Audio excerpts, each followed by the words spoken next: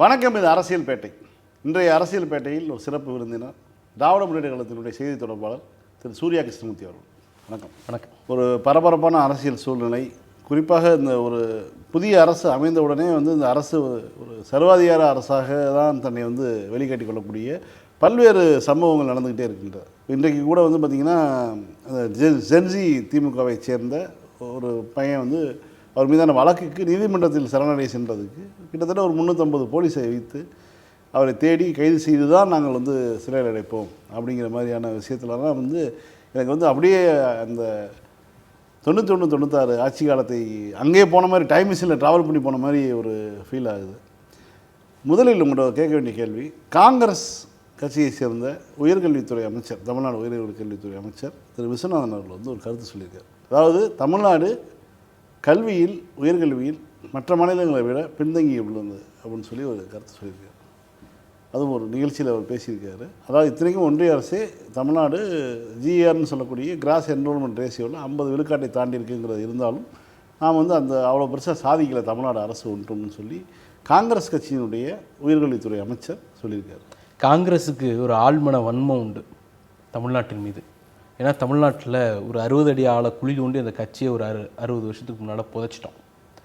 அதனால் இங்கே இருக்கக்கூடிய எல்லா மாற்றங்களுக்கும் குழி தோண்டி அந்த கட்சியை புதைச்சதுனால வந்த மாற்றங்கள் தான் இந்த மாற்றம் எல்லாம். தமிழ்நாடு கல்வியில் ரொம்ப ரொம்ப ரொம்ப பின்தங்கி இருந்த ஒரு மாநிலம். அது அவங்க ஆட்சி காலத்தில், காங்கிரஸ் ஆண்ட காலத்தில். அதிலிருந்து இன்றைக்கி எவால்வ் ஆகி மேலே வந்திருக்கிறோம். இந்தியாவிலேயே ஒரு சிறந்த இடத்திற்கு கல்வியில் தமிழ்நாடு போய் சேர்ந்துருக்குல்ல. நம்ம இல்லாமல் எப்படி சாதிச்சாங்க அப்படின்னு அவங்களுக்கு ஒரு குழப்பம். நீங்கள் இல்லாதனால தாண்டா சாதித்தோம் அப்படிங்கிறது தான் உண்மை. இந்த கேப்பை அவங்களால புரிஞ்சிக்க முடியல. இப்போ திடீர்னு ஒரு உயிர் வந்துட்டதாக அது கருதி இந்த மாதிரியான ஆட்டங்களை எல்லாம் அவர்கள் போட்டுட்ருக்குறாங்க. 2-3 விஷயத்தை நீங்கள் இணைச்சி பார்க்கணும். கல்வியில் சிறந்ததா இல்லையா அப்படிங்கிறத எந்த அளவுகோலின் அடிப்படையில் தீர்மானிக்கிறோங்கிறது தான் முக்கியம். எனக்கு தெரிஞ்சு இந்திய அளவில் ஒரு சிறந்த கல்வி நிறுவனங்கள் இருக்கிறது, கல்வி சூழல் இருக்குது அப்படிங்கிறதுக்கு எவ்வளவு பேர் பள்ளி கல்வியிலிருந்து கல்லூரி கல்விக்கு போகிறாங்கங்கிறது ஒரு அளவீடு. ஜிஆர் இந்தியாவில் எந்த மாநிலமும் தொட முடியாத உயரத்தில் தமிழ்நாடு தான் இருக்குது. கல்வி நிறுவனங்கள் தரமாக இருக்கா, அதிலிருந்து வரக்கூடிய மாணவர்கள் தரமாக வராங்களா, அவங்களுக்கு உரிய வேலை வாய்ப்பு கிடைக்குதா, அந்த ஸ்கில் செட்டோடு இருக்கிறாங்களா, இன்ஃப்ராஸ்ட்ரக்சர் இருக்கா, போதிக்கக்கூடிய ஆசிரியர்கள் இருக்கிறாங்களா, இது குறித்தெல்லாம் ஆய்வு பண்ணி தரவரிசை வெளியிடக்கூடிய ஒரு நிறுவனம் என்ஐஆர்எஃப், ஒன்றிய அரசாங்கத்தினுடைய நிறுவனம். அந்த என்ஐஆர்எஃப் பட்டியலில் இந்தியாவில் எந்த மாநிலமும் தொட முடியாத அளவிற்கு உயரத்தில் தமிழ்நாட்டினுடைய கல்வி நிறுவனங்கள் இருக்குது. அப்போ பள்ளியிலிருந்து வெளியேறக்கூடிய மாணவர்கள் கல்லூரி நிறுவனங்களுக்கு போகிறதும் நம்ம தான் அதிகம், அந்த மாணவர்கள் தரமான கல்வி நிறுவனங்கள் இருப்பதும் தமிழ்நாடு தான் அதிகம். அப்படியே வெளியில் வராங்கல்ல மாணவர்கள், இந்தியாவிலிருந்து உலகம் முழுக்க பயணிக்கக்கூடியவர்களில் ப்ரொஃபஷனல் ஜாபுக்கு போகக்கூடியவர்கள் அதிகமாக போகிறவங்க தமிழ்நாட்டிலேருந்து தான் போகிறாங்க. ஒரு 5-6 ஆண்டுகளுக்கு முன்னால் யூஎஸில் அந்த H1B நினைக்கிறேன், அந்த விசா வாங்கக்கூடிய ப்ரொஃபஷனல் விசா வாங்கக்கூடியவர்கள் எந்த பல்கலைக்கழகத்திலிருந்து அதிகமாக வருகிறார்கள்னு ஒரு பட்டியல் எடுக்கிறாங்க. அண்ணா பல்கலைக்கழகம் தான் நம்பர் 1ல் இருக்குது. மதுரை காமராஜர் அந்த பட்டியலில் உண்டு, மெட்ராஸ் யூனிவர்சிட்டி அந்த பட்டியல் உண்டு, பாரதிதாசன் இருக்குது, பாரதியார் இருக்குது. அப்போ டாப் 10ல் ஒரு 5 தமிழ்நாட்டு பல்கலைக்கழகங்கள் இருக்குது. அது இந்திய அளவில் இருக்கக்கூடிய பல்கலைக்கழகங்கள் இல்லை, உலக அளவில் அமெரிக்காவில் ப்ரொஃபஷனல் விசா வாங்கக்கூடியவர்கள் எந்த யூனிவர்சிட்டிலேருந்து வராங்க? டாப் 10ல் 5 தமிழ்நாட்டில் இருக்குது. இதை விட என்ன குவாலிட்டி வேணும்? இதை விட அப்போ நீங்கள் இந்தியன் ரேங்கிங் எடுத்திங்கன்னா தமிழ்நாடு பெஸ்ட்டு, குளோபல் அளவில் ஒரு பேராமீட்டர் எடுத்திங்கன்னா தமிழ்நாடு பெஸ்ட்டு, ஜிஆர் எடுத்துட்டிங்கன்னா தமிழ்நாடு பெஸ்ட்டு. இண்டஸ்ட்ரிக்கு போகக்கூடிய பெண்கள் அதிகமாக இருக்கிறாங்கன்னா படித்ததுனால தான் போகிறாங்க, அதை எடுத்துக்கிட்டிங்கன்னா தமிழ்நாடு பெஸ்ட்டு. இவ்வளவு பெஸ்ட்டான ஒரு அவுட்கமை தமிழ்நாடு வச்சுருக்கு. ஆனாலும் இவருக்கு ஏதோ உறுத்துதுன்னா என்ன பிரச்சனைனா, இவர்களும் ஒரு வகையில் ஒரு சங்கித்துவ அஜெண்டாவை யார் தீவிரமாக செயல்படுத்துதுங்கிறதுல போட்டியே. அதாவது நம்ம கோபி சுதாகர் காமெடி இருக்கும்ல, அடுத்த வாரம் எங்கள் சித்தப்பா வராருன்னுட்டு, அந்த மாதிரி சங்கி அஜெண்டாவை யார் பெஸ்ட்டாக செயல்படுத்துறது அப்படிங்கிறதுல போட்டியே காங்கிரஸுக்கும் பிஜேபிக்கும் தான். இப்போ நம்ம கூட இருந்ததுனால அந்த சங்கித்தனம் கொஞ்சம் கட்டுப்படுத்தி வச்சுருந்தோம், பிடிச்சி கட்டி போட்டு வச்சுருந்தோம். இப்போ நம்மளை விட்டு போனதுனால அந்த சங்கித்தனம் உள்ளேருந்து வெளில எடுப்படுது. தமிழ்நாடு அந்த சங்கித்தனத்தை ஓட ஓட விரட்டும். என்ன வன்மம் உங்களுக்கு? எல்லாரையும் படிக்க வச்சிட்டோம். அந்த வன்மம் உடனே சொல்லுவார், நாங்கள் அவருடைய விக்டிம் கார்டு எடுத்துருவாங்க, நான் இந்த பின்புலத்துலேருந்து வந்தேன்னுட்டு. இருக்கலாம் சார், ஆனால் உங்களுடைய பொருளியல் சூழல் என்ன, பொருளாதார சூழல் என்ன, இது எல்லாத்தையும் சேர்த்து பார்க்கணும். அப்படி இருக்கும்போது எல்லாருக்கும் அக்காமடேட்டிவான ஒரு எஜுகேஷனை, எல்லாருக்கும் இன்க்ளூசிவான ஒரு எஜுகேஷனை நம்ம கொடுத்துட்டதுனால வந்த வன்மம் தான் தமிழ்நாட்டில் கல்வித்துறை சரியில்லை அப்படின்ட்டு. இதுக்கு முன்னாடி யார் இது சொன்னால்? பாஜக சொன்னார், கவர்னர் சொன்னார். ரவி போகிற வரைக்கும் கதரோன்னு கதறினது நீங்கள் சரியில்லை சரியில்லை சரியில்லை அப்படின்ட்டு. அதை இன்னைக்கு காங்கிரஸ் எதிரொலிக்குது. அப்போ ரவியினுடைய ஸ்டேட்மெண்ட்டுக்கு வக்காலத்து போடக்கூடியவராக விஸ்வநாதன் இருக்கிறார். அதனால தான் சொல்கிறோம் ஆர்எஸ்எஸ்னுடைய ஒரு பிள்ளை காங்கிரஸ், இன்னொரு பிள்ளை பிஜேபி அப்படின்ட்டு. இன்னைக்கு ரெண்டாவது பிள்ளை கொஞ்சம் ரொம்ப ஸ்டூடாக இருக்கிறதுனால அந்த பிள்ளை பவரில் இருக்குது. முதல் பிள்ளை கொஞ்சம் டம்பாக இருக்கிறதுனால பவரில் இல்லாமல் போயிடுச்சு, வேற ஒன்று. குறிப்பாக அமைச்சர்கள் அவர்களுடைய செயல்பாடு இதெல்லாம் இருக்கு இல்லையா, அது விமர்சனத்துக்குள்ளாயிட்டு தான் இருக்குது. கூட்டணி கட்சிக்கு அதாவது ஆட்சிக்கு ஆதரவு கொடுத்துருக்கக்கூடிய திமுக கூட்டணியிலேருந்து போன கட்சிகள் வந்து ஏன் உங்கள் குறிப்பிட்ட காலம் வந்து விமர்சனத்தை இது பண்ணிருக்கக்கூடாதான்னு விமர்சனம் சொல்கிறாங்க. ஆனாலும் அமைச்சர்களுடைய செயல்பாடு கடுமையான விமர்சனத்துக்குள்ளாயிட்டு தான் இருக்குது.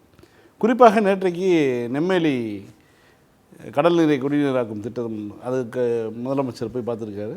அப்போது அமைச்சர் சரத் அவர்கள் வந்து கூட வந்திருக்கார். அவர் மீதான பல்வேறு புகார்கள், அதுவும் மிக மோசமான ஒரு விஷயத்தை வந்து அதாவது ஒரு போதைப் பொருளை பயன்படுத்தக்கூடிய மாதிரியான ஒரு காட்சியெல்லாம் வெளியாகி விமர்சனத்துக்கு உள்ளானது. ஆனால் அவர் வந்து அமைச்சர் வந்து எந்த விதமான இதுவும் அது விளக்கமெல்லாம் எதுவும் இல்லாமல் ஒரு வீடியோ பேட்டி கொடுத்தாரு. அதோடு சரி. இப்போ வந்து முதலமைச்சர் சந்திச்சிருக்கார். இல்லை, அது வந்து உன்னால் என்ன பண்ணிட முடியும் அப்படின்னு தமிழ்நாட்டு மக்களை பார்த்து விஜய் கேட்கக்கூடிய கேள்வி. சார், ஒரு ஒயிட் பவுடரை அவர் யூஸ் பண்ணுறாரு. இல்லை, இந்த செய்தி விஜய்க்கு போய் சேர்ந்துருக்குமா இந்த ஒரு மீதான குற்றச்சாட்டு? அது ரெண்டு வகையை பார்க்கணும். ஒன்று, ஒரு குறிப்பிட்ட அமைச்சர் ஒரு ஒயிட் பவுடர் யூஸ் பண்ணி ஒரு வீடியோ ரிலீஸ் ஆகுது. அந்த வீடியோவுக்கு தக் லைஃபு அப்படி இப்படின்னுலாம் தன்னுடைய குழந்தைய கேடயமாக பயன்படுத்தி அதில் ஒரு சிம்பத்தியை கிரியேட் பண்ணி அதுலேருந்து தப்பிக்கலாமான்னு அவர் ஒரு அட்டெம்ப்ட் எடுக்கிறாரு. தமிழ்நாட்டு மக்களுக்கு புரிஞ்சிருச்சு, இது ஏதோ திருட்டு வேலை அப்படின்னு புரிஞ்சிருச்சு. அதனால் அதுக்கு ரியாக்ட் பண்ணுறாங்க. இந்த ரியாக்ஷன்லேருந்து இப்போ தப்பிக்கணும், அவர் மௌனமாகிடுறார். சரி, இது வெறும் சோஷியல் மீடியா சண்டை இல்லை, ரொம்ப சீரியஸ் அஃபென்ஸு அப்படிங்கிறத புரிஞ்சுக்கிட்டதுனால தான் சில பொதுநலத்தின் மீது அக்கறை உள்ளவர்கள் வழக்கு தொடுக்கிறாங்க, கம்ப்ளைண்ட், புகார் கொடுக்குறாங்க. அந்த புகாரின் மீது இப்போ வரைக்கும் எந்த நடவடிக்கையும் இல்லை. திடீர்னு ஒரு நாள் அவரை கூப்பிட்டு பக்கத்தில் நிற்க வச்சு ஃபோட்டோ எடுத்து அதை பப்ளிக்காக ரிலீஸ் பண்ணி நியூஸ் ஆக்குறாங்க. என்ன அர்த்தம்? உனக்கு நான் சப்போர்ட் பண்ணுறேன், நீ ஒயிட் பவுடரில் சிக்கினாலும் அது மாத்திரையாக இருந்தாலும் என்னவா இருந்தாலும் எந்த விசாரணையும் உனக்கு கிடையாது, அந்த புகாரை நான் எடுக்க மாட்டேன், அதுக்கு நீ எந்த விளக்கமும் கொடுக்க வேண்டாம், உன்னை முழுசாக நான் சப்போர்ட் பண்ணுறேன் அப்படிங்கிற செய்தி தான் தமிழ்நாட்டு மக்களுக்கு அவர் சொல்லக்கூடிய செய்தி. அப்போ நீங்கள் யோசிச்சு பாருங்கள் சார், ஸ்ரீவைகுண்டம் எம்எல்ஏ ஒரு பெண் பாதிக்கப்படுறாங்க, பாலியல் வழக்கில் கூட்டு பாலியல் பலாத்காரம் நடத்தப்பட்டதாக புகார் சொல்கிறாங்க. அந்த பெண் வந்து பப்ளிக்கில் 3 முறை பேட்டி கொடுக்குறாங்க. டிஐஜி எஸ்பியை பார்த்துட்டாங்க, டிஐஜியை பார்த்துட்டாங்க, கலெக்டரை பார்த்துட்டாங்க, எல்லாரையும் பார்த்து புகார் கொடுத்துட்டாங்க. 3 முறை பேட்டி கொடுத்துருக்குறாங்க, கதறாங்க. அந்த கட்சியில் மாவட்ட அளவில் பொறுப்பில் இருந்தவங்க. நீ அந்த அம்மாவை கட்சி விட்டு நிற்கிற, சம்மந்தப்பட்ட எம்எல்ஏவை நீ கட்சியில் வச்சுட்டு அழகு பார்க்குறீங்க. அப்போ என்ன அர்த்தம்? ஏன் நடவடிக்கை எடுக்கலைன்னா 2 காரணம் தான் இருக்க முடியும். ஒன்று, அதிகார வெறியில் அவரை நீக்குனீங்கன்னா உங்கள் ஆட்சிக்கு ஆட்டங்கன்றோம் அப்படிங்கிற பயமாக இருக்கலாம். ஏன்னா இது 105 சீட்டோட ஓடுற கவர்மெண்ட்டு, ஒருத்தர் போனால் என்ன ஆகுது அப்படிங்கிற நெஞ்சு வலி இருக்கலாம். ஏன்னா அவ்வளோ வெறி இருக்குது, பதவி வெறி இருக்குது. 2வது, நீ என்ன பண்ணாலும் நான் அவனை சப்போர்ட் பண்ணுவேன், ஏன்னா நீ என் கட்சிக்காரன், நீ என் எம்எல்ஏ, அதனால் அவனை சப்போர்ட் பண்ணுவேன். அரகன்ஸ். இந்த 2ல் ஏதோ ஒன்று தான் இருக்கும். நீங்கள் இந்த அரசு தொடர்ச்சியாக ஒரு விஷயத்தை பண்ணிகிட்டே இருக்குது. போதைப்பொருள் விவகாரம் அப்படின்னு எடுத்துக்கிட்டிங்கன்னா தமிழ்நாடு முழுக்க இன்றைக்கி தலைவிரிச்சாடுது. ஒரு ஒயிட் பவுடர் கேஸில் மாட்டக்கூடிய அமைச்சர் மீது புகார் கொடுக்கப்படுது, எந்த நடவடிக்கையும் இல்லை. ஒரு அமைச்சர் மீது ஒரு போக்சோ புகார் கொடுக்கப்படுது, அவர் மீது எந்த நடவடிக்கையும் இல்லை, வெளிப்படையாக இல்லை. ஒரு எம்எல்ஏ மீது பாலியல் குற்ற தொடர்புடைய மிரட்டல் வழக்கு ஒன்று புகார் கொடுக்கப்படுது, எந்த நடவடிக்கையும் இல்லை. தமிழ்நாடு முழுக்க லஞ்சம் வாங்குறாங்க தாவேகாவினர். இன்னைக்கு வந்து வீடு கட்டுறதுக்கு 50,000 ரூபாய் பணம் கேட்டு மாமூல் கேட்டதா 2 பெண்கள் கதறாங்க ரோட்டில் நின்றுட்டு. ஆர்கே நகர் திருவொற்றியூர் பகுதியில் எனக்கு அலாட் பண்ண வீடை கொடுக்க மறுக்கிறாங்க அப்படின்னு குடிசை மாற்று வாரிய பகுதியிலிருந்து மக்கள் வந்து ரோட்டில் நின்று கதறாங்க. அங்கே தாவேக்கா கட்டிங் வாங்குறாங்க அப்படின்னு புகார் எழுது. இன்னைக்கு முன்னாள் அமைச்சர் அனிதா ராதாகிருஷ்ணன் அவர்கள் ஒரு விஷயம் சொல்கிறாரு, இங்கேருந்து சந்தையில் கட்டிங் கேட்டு இந்த குறிப்பிட்ட எம்எல்ஏ தாவேக்கா சரவணன் மிரட்டல் விடுக்கிறார் அப்படின்னு ஒரு புகார் அவர் இன்னைக்கு வெளிப்படையாக டிக்ளேர் பண்ணுறார். இந்த மாதிரி ஓரலாக சொல்லக்கூடிய கம்ப்ளைண்ட்டும் சரி, ரெக்கார்டில் கொடுக்கக்கூடிய அஃபிஷியல் புகார்களும் சரி, இது எதன் மீதும் இந்த அரசு நடவடிக்கை எடுப்பதே இல்லை. ஆனால் ஒரு ரீல் போட்டார் அப்படிங்கிறதுக்காக நள்ளிரவில் போய் முற்றுகையிடுறாங்க. ஒரு ஜென்சி டிஎம்கே சேர்ந்த ஒரு இளைஞர் வீட்டை நள்ளிரவில் போய் முற்றுகையிடுறாங்க. ஒட்டுமொத்த திமுக நிர்வாகமும் அங்கே போய் தடுக்கிறதுனால கைது நடவடிக்கையை விட்டு பின்வாங்கிட்டு ஓடுறாங்க. ஏபி டிஸ்போஸ் ஆன அடுத்த நாள் எப்படியாவது அரெஸ்ட் பண்ணிடணும்னுட்டு தேடுதல் வேட்டையில் ஈடுபடுறாங்க. அவர் கோர்ட்டில் போய் நேரடியாக சரணடைஞ்சிடக்கூடாதுங்கிறதுக்காக கோர்ட் வாசலில் கும்பலாக போலீஸை நிறுத்தி வாகன சோதனைங்கிற பேரில் அவர் எப்படியாவது கைது பண்ணிடணும்னு தன்னுடைய ஈகோ பிரச்சனையாக போலீஸ் இதை எடுத்துக்குது, தன்னுடைய மான பிரச்சனையாக போலீஸ் இதை எடுத்துக்குது. உண்மையிலேயே போலீஸ் எதை தெரியுமா மான பிரச்சனையை எடுத்துக்கணும்? திருநெல்வேலி மாவட்டத்தில் வெட்ட வெளியில் 5 வயசு பிள்ளையை வெட்டி கொள்றாங்கல்ல, அந்த குற்றவாளியை கைது பண்ண முடியலையே, 2 நாள் ஆச்சு 3 நாள் ஆச்சு அலைஞ்சிட்டு இருக்கமே, அதை மான பிரச்சனையாக எடுத்துக்கணும். ஆதவர்ஜுனா சொல்றாருல 41 பேரை போலீஸ் தான் கொன்னுச்சுன்னு, அதமான பிரச்சனையை எடுத்துருக்கணும். அதையெல்லாம் எங்களுக்கு மான பிரச்சனை இல்லை. அரசு விஜய் மீது விஜய் மீது அதில் என்ன டிஃபர்மேஷன் இருக்குன்னே தெரியல. என்னால் இன்னைக்கு 100 ரீல் காட்ட முடியும். திமுக தலைவர் மீதும் திமுக மீதும் ஆட்சியில் இருந்த போது அவர்கள் ஆபாசமாக காட்டினதை உச்சநீதிமன்றமே பேச்சுரிமை இல்லையா அந்த நாட்டில், அதை யாரை நோக்கி கேட்கணுங்கிறது தான் பிரச்சனை. அதே அந்த விஜய்க்கு இருக்கக்கூடிய பேச்சுரிமை அன்பானதுக்கு இல்லையா? இல்லை, அதுதான் நம்ம கேட்குறோம். இது என்னன்னா, இது ஒரு ப்ரிவிலேஜுங்கிறோம். காவல்துறை அதை ஒரு கேடயமாக பயன்படுத்துது, அதை பயன்படுத்திக்கிறாங்க. இதெல்லாம் 91-96 நாங்கள் பார்த்ததில்லை. இன்றைக்கி லைவ் டெமோ காட்டிட்டு இருக்காரு. இந்த லைவ் ரிலே எனக்கு அப்படி தான் தெரியுது. இப்படி தான் இருந்தது. யாரெல்லாம் பிடிக்காதவர்கள் வீட்டில் கஞ்சா வைத்து சிறையில் அடைப்பது, பொய் வழக்கு போடுவது, இதுதான் அந்த ஆட்சியாக இருந்தது. சார், இது இன்னைக்கு அரசியல் பேசக்கூடிய ஆளுமைகளை கைது பண்ணுறது ஒரு பக்கம், அரசியல் பேசக்கூடிய இளைஞர்களை கைது பண்ணுறது ஒரு பக்கம். இன்னொரு 6 மாதம் கழிச்சு என் வீட்டில் கரண்ட் இல்லைன்னு சொல்லி நீங்கள் ஒரு வீடியோ போட்டிங்கன்னா உங்கள் வீட்டுக்கு போலீஸ் கதவு தட்டும். அன்றைக்கி உங்களுக்காக குரல் கொடுக்க யாரும் இருக்க மாட்டாங்க. திமுக காரணம் தானே கைது பண்ணுறான், நமக்கு என்ன? திமுக முன்னாள் அமைச்சர் தானே கைது பண்ணுறான், நமக்கு என்ன? அவனை எதிர்த்து கேள்வி கேட்டதுனால தான் கைது பண்ணுறான், நமக்கு என்ன அப்படின்னுட்டு சிவில் சொசைட்டியும் அறிவுஜீவிகளும் அமைதியாக இருக்கிற போது நீங்கள் விமர்சனம் வைக்காத வரைக்கும் உங்களுக்கு ஆபத்து இல்லை. இன்றைக்கி ஆட்சி புதுசாக வந்திருக்கு, உங்களுக்கு அது மேலே ஒரு ஆதரவு இருக்குது, அதனால் நீங்கள் விமர்சனம் வைக்கிறது இல்லை. நாளைக்கு உங்களுக்கு ஒரு புழுக்கம் வரும்ல, ஐயோ இந்த ஆட்சி சூடு தாங்கலை, இன்றைக்கே மீட்ரு சுட ஆரம்பிச்சிடுச்சு. இபி மீட்ரு 4000 ரூபா வந்த இடம் இன்னைக்கு 8000 ரூபா ஆயிடுச்சு, 3000 ரூபா வந்த இடம் இன்னைக்கு 6000 ரூபா ஆயிடுச்சு. அது வெளியில் சொல்ல இன்னைக்கு சொல்லலை, எத்தனை மாதம் பொறுத்துப்பீங்க?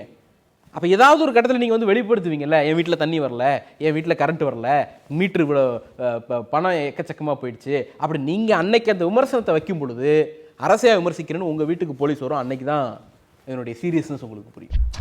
குறிப்பாக இந்த சம்பவங்கள்லாம் நடந்துட்டு இருக்கும்போது திமுக கூட்டணியிலிருந்து ஆதரவு தெரிவித்த கட்சிகள், திமுக கூட்டணியிலேருந்து போய் அரசியல் பங்கு பெற்ற கட்சிகள், இவர்களுக்கு இந்த பிரச்சனை தெரியாதா? மக்கள் பாதிக்கப்படுற மின்வெட்டு விவகாரத்துலேருந்து விவசாயிகள் இந்த ஆண்டு காவிரி நீர் திறந்து விட்டுருக்கணும், டெல்டாவில் குறுவை முடிஞ்சு போச்சு, இல்லைன்னு ஆகிப்போச்சு, இந்த மாதிரியான சம்பவங்கள்லாம் அவர்களுக்கு தெரியாதா? குறிப்பாக விவசாயிகள் இன்றைக்கி போராட்டம் பண்ணிகிட்டு இருக்காங்க. தொடர்ந்து தமிழ்நாடு முழுக்க பல்வேறு தரப்பினரும் போராட்டத்தில் ஈடுபட்டு இருக்காங்க. இவர்களுக்கு ஆதரவாக பேச வேண்டிய இடதுசாரிகளோ அது திமுக கூட்டணியில் இருக்கும்போது பேசிய திமுகவையே நட்பு சுட்டல் செய்த அமைப்புகள்லாம் இப்போ வாய்மூடி மௌனமாக இருக்குது. இதனுடைய காரணம் என்ன? யாரெல்லாம் ஆதரவு தெரிவித்தாங்கன்னு பார்க்கணும். காங்கிரஸ் ஒரு 1/4 நூற்றாண்டுக்கு பிறகு, இன்னும் சொல்லப்போனால் அரை நூற்றாண்டுக்கு பிறகு ஒரு கபி நடந்திருக்கிறதுனால அது ரொம்ப குதூகலமாக இருக்குது. ஸோ அது செய்த துரோகத்தை ரொம்ப கொண்டாடுது, என்ஜாய் பண்ணிட்டு போகுது. ஸோ அதனால் நம்ம அதை பேச்சை விட்டுருவோம், தூக்கி வரமாச்சிடுவோம். அடுத்தது ஐயுஎம்எல் அவரே சொல்கிறாரு, எங்களுக்கு பெரிய அழுத்தம் இருந்துச்சு சமூகத்திலிருந்து அப்படின்னு பேராசிரியர் காதர் மொய்தீன் அவர்கள் சொல்கிறார். உண்மை என்னென்னா, அழுத்தம் ஆதவிட்டேருந்து வந்திருக்கணும், அழுத்தம் தாவேக்காலேருந்து வந்திருக்கு. ஏன் என்ன? ஆளுநர்லாம் கிட்ட அவங்க கொடுத்த கடிதத்தில் ஒரு டாக்குமெண்ட் ஒன்று வெளியானுச்சு. அதில் ஐயுஎம்எல் ஒரு எம்எல்ஏ ஆதரவுன்னு. அன்னைக்கு அவர் நேற்றும் இருந்தோம், இன்றும் இருந்தோம், நாளைக்கும் இருப்போம்னு அவர் டயலாக் விட்டுட்டு இருந்த காலகட்டத்தில் பேரலாக அங்கே என்ன நடக்குது? சைமல்டேனியஸாக அங்கே லெட்டரில் ஐயுஎம்எல் ஒரு எம்எல்ஏன்னு அவன் லெட்டர் கொடுக்குறான். அப்போ என்னென்னா ஐயுஎம்எல்ஏ அவர்கள் உடைத்து விட்டார்கள். ஆதரவு தெரிவித்தா ஐயுஎம்எல் உங்கள் கையில் இருக்கும், இல்லைன்னா அண்ணன் எடுத்துக்கிட்டேன்டான்னு நான் எடுத்துப்பேன். ஷாஜகான் தலைமையில் எங்க அது யாருன்னு தெரில, அவர் ஷாஜகானா வாணியம்பாடி எம்எல்ஏவான்னு நமக்கு தெரில. ஸோ இந்த பேக்ரவுண்டை நீங்கள் எடுத்துக்கிட்டிங்கன்னா அந்த கட்சிக்கு நெருக்கடி, உள்ளிருந்து நெருக்கடி. அடுத்தது இடதுசாரிகள் அந்த விஷயத்தில் ஒரு கிளவர் பாலிடிக்ஸ் பண்ணுறாங்க. அவர்கள் இந்த ஆட்சியை நம்பலை, அதனால தான் நாங்கள் வெளியிலிருந்து ஆதரவு, நாங்கள் கூட்டணிக்கு போகலை அப்படிங்கிற ஒரு இடத்துல நின்றுட்டாங்க. அந்த இன்னும் நம்பலைங்கிறத விட தாவேக்க ஆட்சியில் பங்கெடுப்பதோ அல்லது அந்த கூட்டணியில் போய் உட்காருவதோ இப்போதைக்கு வெக்கமான ஒரு வேலையாக அவங்க கருதுறாங்க. கொஞ்சம் அந்த ஷேம்னஸ் அப்புறம் நம்ம இது பண்ணலாமேங்கிற ஒரு இடத்துக்கு அவங்க நகர்றாங்க. ஸோ ஆனால் ஒரு முக்கியமான விஷயம், இடதுசாரிகளால் இந்த அரசை டாலரேட் பண்ணிக்க முடியாது. கொள்கை ரீதியாக இருக்கக்கூடிய இடதுசாரிகளால் இந்த அரசை நிச்சயமாக டாலரேட் பண்ணிக்க முடியாது. அதனுடைய துணை அமைப்புகள்லாம் விமர்சனத்துக்கு இறங்கிட்டாங்க. பொலிட்டிக்கல் இம்மெச்சூரிட்டி வேற, பொலிட்டிக்கல் அரகன்ஸ் வேற.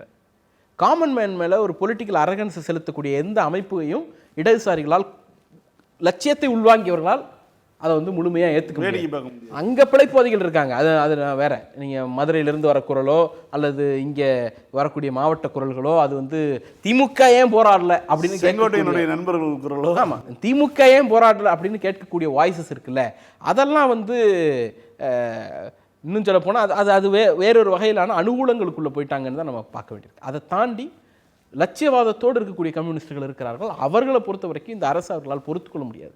அதனால தான் அவங்க உள்ளே போகாமல் இன்னமும் இருக்கிறாங்க. ஸோ இந்த பேக்ரவுண்டில் பார்த்தோம் அப்படின்னா எந்த வகையிலும் கூட்டணிகளுக்கு நம்பகத்தன்மையே அவங்களுக்கு கொடுக்கல. இன்னொரு முக்கியமானது விசிகாவை எடுத்துக்கிட்டீங்க அப்படின்னா தொல் திருமாவளவன் அவர்கள் ஒவ்வொரு நாளும் ஒரு ஸ்டேட்மெண்ட் கொடுக்குறாரு.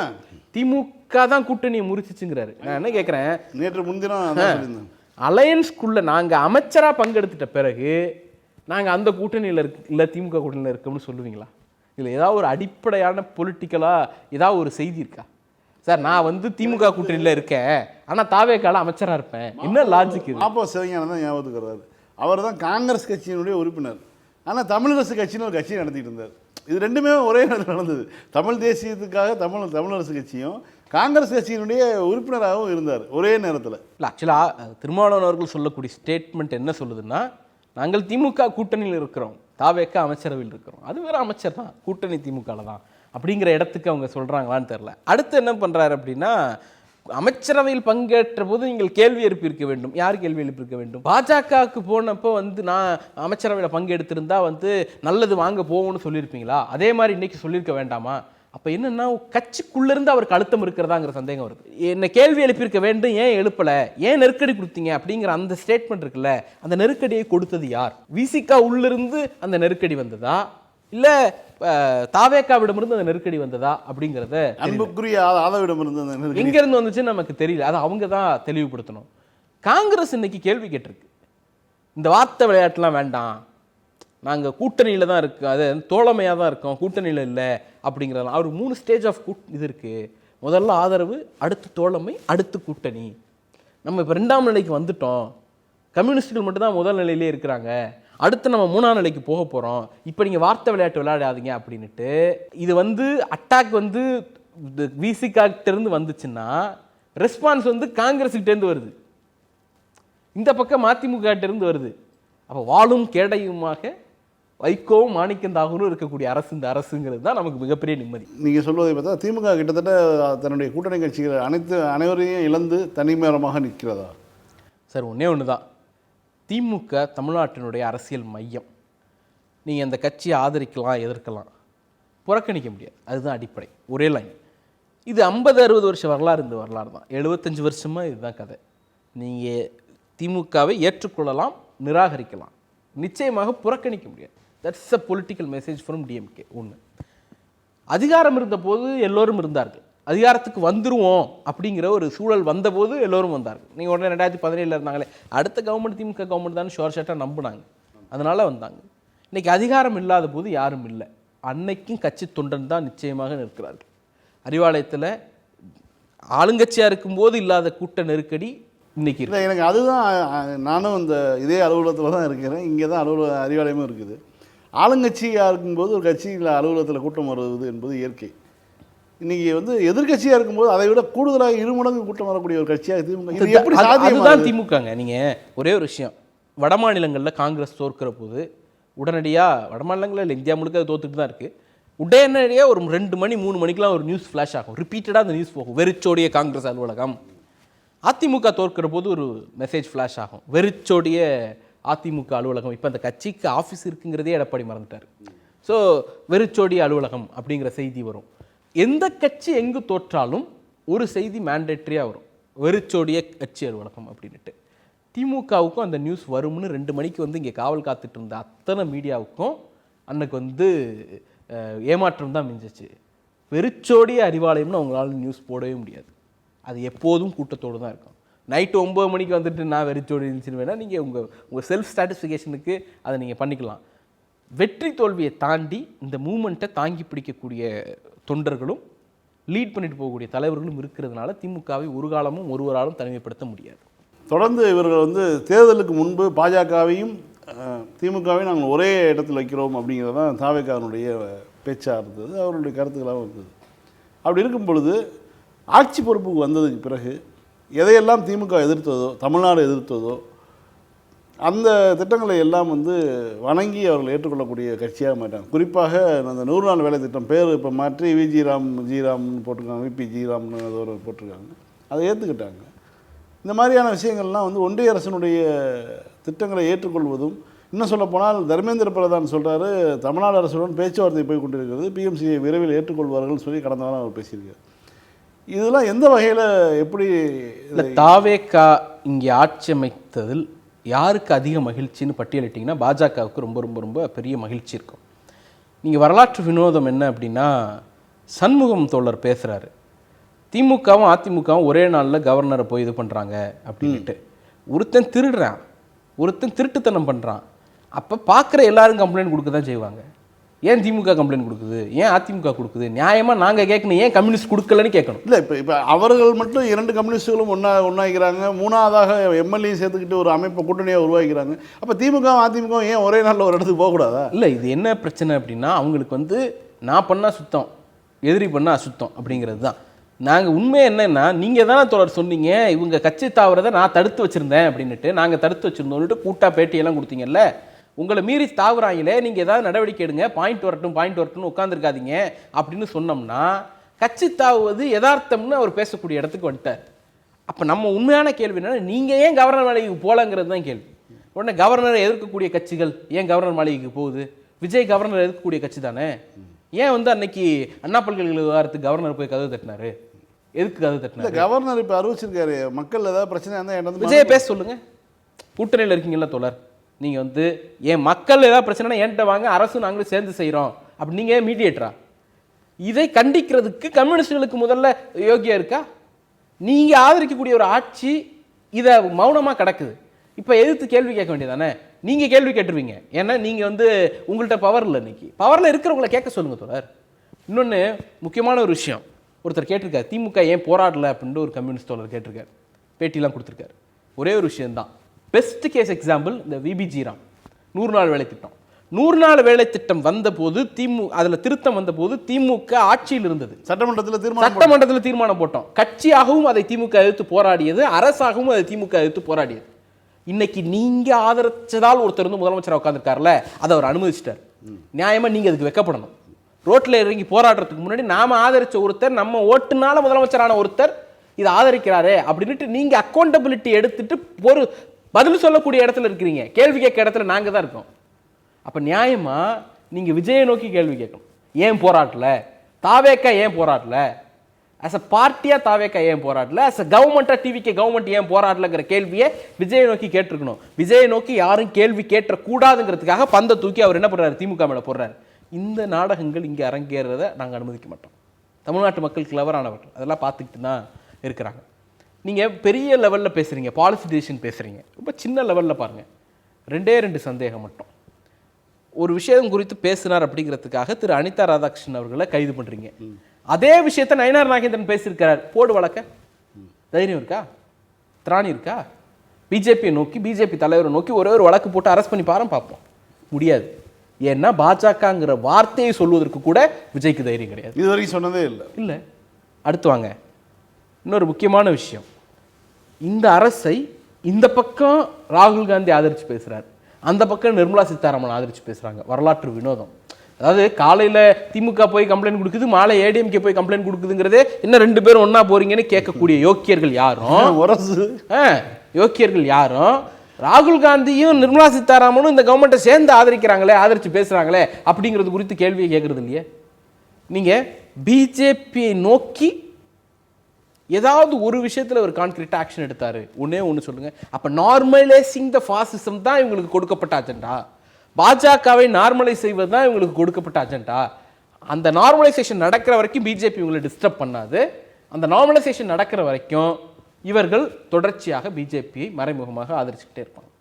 ஸோ ஃபாசிசத்தையும் பிஜேபியும் இங்கே நார்மலைஸ் செய்ய வேண்டும் என்பதற்காக உருவாக்கப்பட்டவர் தான் விஜய். அதில் எந்த மாற்று கருத்து இல்லை. அது தெரிஞ்சு தான் தோழர்கள் ஆதரிக்கிறாங்களா அப்படிங்கிறது தான் நம்முடைய கேள்வி. வீரபாண்டியன் சொல்ல குதிரை பேரத்தை தவிர்க்க முடியாது இது போன்ற சூழல் அப்படின்னு சொல்லி ஒரு கருத்து சொல்லி. இப்போ பாஜக குதிரை பேரம் நடத்தினப்பவும் நீங்கள் இந்த நிலைப்பாடு எடுத்துக்கலாம். பாவம் பாஜக பண்ணும் குதிரை பேரத்தை தவிர்க்க முடியாதுன்னு கம்யூனிஸ்டுகளுக்கு தெரிந்தது, பாஜகவுக்கு தெரியாமல் அடி வாங்கிட்டாங்க அவங்க. அப்போ ஒரே ஒரு விஷயந்தான், நீங்கள் வந்து பாஜகவுக்கு அவங்களே டெமோக்ராட்டிக் வாய்ஸஸை நெருக்கிறவங்க, அவங்களே எதிர்க்கட்சி எம்எல்ஏக்களை வளைக்கிறவங்க, அவங்களே வந்து எதிர்க்கட்சி மீது வழக்குகள் போட்டு நெருக்கடிக்கு உள்ளாக்குறவங்க, அமைப்புகளை அரசியலமைப்பு நிறுவனங்களை தங்களுக்கு அரசியலுக்கு பயன்படுத்தி கொள்ளக்கூடியவர்கள்.